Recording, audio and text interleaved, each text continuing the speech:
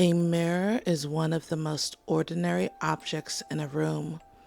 It hangs on a wall, it sits above a sink, it waits in a hallway, a bedroom, a dressing room, a bathroom. Most of the time, we barely think about it. We pass by, we glance, we check our face, our clothes, our hair, the tiredness under our eyes. A mirror is supposed to be honest. That is the agreement. It shows us what is there, nothing more, nothing less. And that is exactly why mirrors work so well in horror. Because once a mirror stops feeling honest, the room changes. A normal object becomes suspicious. A reflection becomes a warning. And something we use every day starts to feel like it has been waiting for us to look too closely. Mirrors are frightening because they do not need to chase us. They do not need to make noise. All they have to do is show us one thing that should not be there, one movement that happens too late, one face that smiles when we do not, one shape standing behind us when the room is supposed to be empty. And suddenly, the safest thing in the room becomes the thing we are afraid to look into. The first kind of mirror horror is usually not loud, it is subtle. That is what makes it so effective. A reflection that is almost right can be more disturbing than one that is completely monstrous. Because if the image is obviously impossible, we know we are dealing with something supernatural. Something has crossed a line. But when the reflection is only slightly wrong, the fear becomes quieter and more personal. Did you really see that? Was the smile different? Did the eyes move first? Was the head turned at the wrong angle? Was it watching instead of copying? That kind of fear lives in the half second before certainty. The moment where your mind tries to explain away what your body already noticed. Because the mirror is still doing its job, mostly. The room still looks like the room. The person still looks like the person. The reflection still looks like a reflection. But something is wrong enough that you cannot fully trust it anymore. And once trust breaks, even a quiet room becomes uncomfortable because now the question is no longer what is in the mirror. The question is, what has the mirror been hiding? There is a particular fear that comes from realizing you are not alone with your own reflection. Not because someone is standing beside you, not because someone has entered the room, but because the version of you in the mirror seems aware in a way a reflection should never be. That is where mirrors become psychologically uncomfortable. They do not just show us the room, they show us ourselves. And most people are already a little unguarded in front of a mirror. We study our faces, we notice flaws, we rehearse expressions, we recognize ourselves, but not always comfortably. A mirror forces us to become both the person looking and the person being looked at. So when horror changes the reflection, it is not just changing what we see, it is making our own image feel unsafe. The thing in the mirror may have our face, our posture, our shape, our eyes, but if it looks back with a mind of its own, then something intimate has been invaded. That is why mirror horror can feel so personal. It turns your own image into a stranger.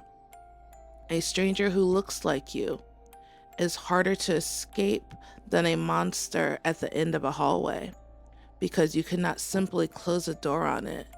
You carry the resemblance with you. Another reason mirrors work so well in horror is that they show us what we cannot see directly. That sounds useful. That sounds safe. But in horror, extra information can become its own kind of trap.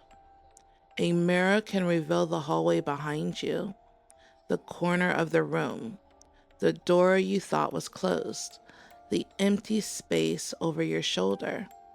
And that creates one of the simplest, oldest fears. Something is behind you.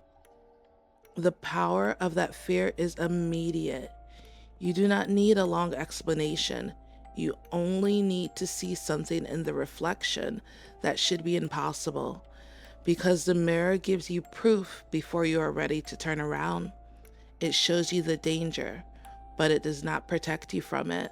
That is what makes the mirror so cruel in these moments. It does not stop the thing behind you. It only tells you that it is already there.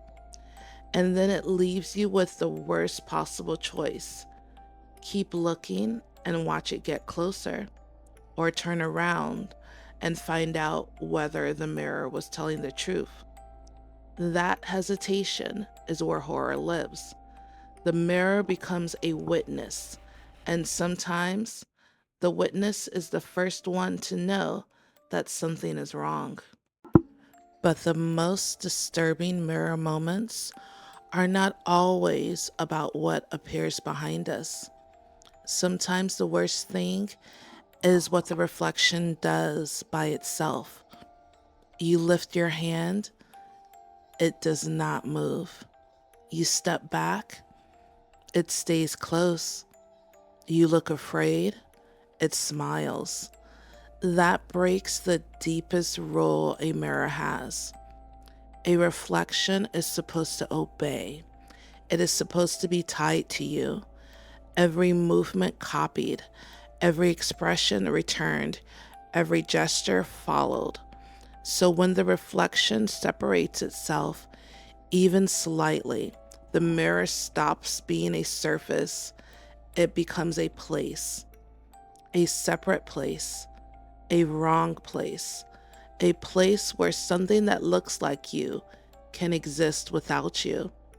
That is a chilling idea, because it suggests that the mirror was never simply showing reality. Maybe the reflection was not an image. Maybe it was a thing waiting for enough distance to appear. That is why mirror horror often feels connected to doubles, possessions, identity, and madness. The mirror asks a question most people do not want to sit with for very long. What if the face looking back is not just a copy? What if it's something else wearing the shape of you? There is also fear in refusing to look, and anyone who has ever walked past a dark mirror at night understands that. During the day, a mirror is ordinary. At night, it changes.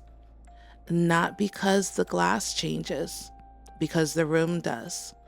The light is lower, the corners are deeper, the reflection is less clear. You can still see shapes, but not enough to trust them. And sometimes that is worse. A dark mirror does not show you nothing. It shows you almost enough, enough to wonder, enough to imagine, enough to feel watched by a version of the room that is slightly darker than the one you are standing in. So you avoid it. You look away. You hurry past. You turn on a light before entering the bathroom. You tell yourself that is silly, but you do it anyway. That is the quiet power of mirrors in horror. They make us afraid of a normal habit, looking. Because once a horror story teaches you that the reflection cannot be trusted, even an ordinary mirror begins to feel like a dare. And the fear becomes very simple. Do not look, because if you look, something might look back. One of the creepiest things about mirror horror is how often the mirror remains after the moment has passed. The person leaves the room. The scream ends. The light flickers out. The house becomes still again, and the mirror is still there, quiet, unbroken, waiting. That kind of aftermath is powerful because the mirror does not look guilty. It does not announce what happened. It does not carry a weapon. It just hangs there, exactly where it was before. That is what makes it feel so wrong. A haunted object that stays ordinary is harder to dismiss because if the mirror can return to looking normal, the normal is no longer comforting.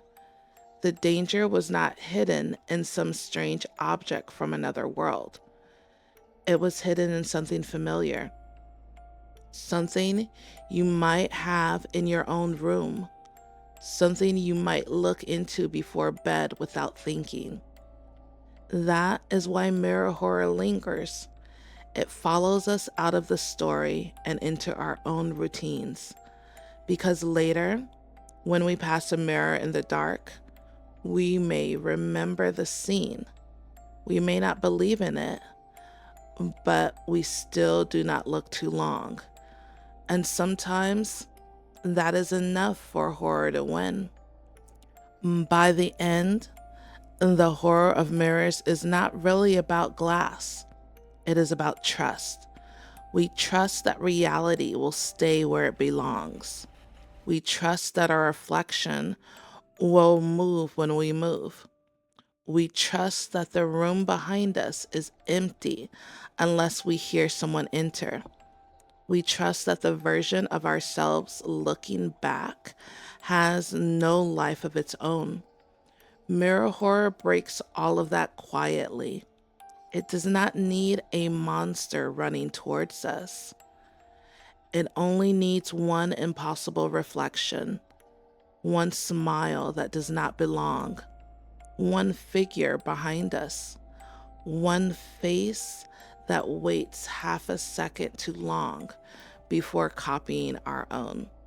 And suddenly, the mirror stops being proof of reality. It becomes evidence that reality has a crack in it. Maybe that is why mirrors have always belonged in horror, because they are both intimate and distant, familiar and strange, honest and suspicious. They show us ourselves, but they also remind us that seeing is not the same as understanding. And sometimes the most frightening thing in the room is not what hides in the dark, it is what waits in plain sight, polished, silent, reflecting everything until the moment it decides to reflect something else. That is the horror of mirrors. Not just that they show us what is there, but that for one quiet second, they can make us wonder whether the thing looking back has been waiting for us the whole time. This is the Quiet Unease. Stay safe until we meet again.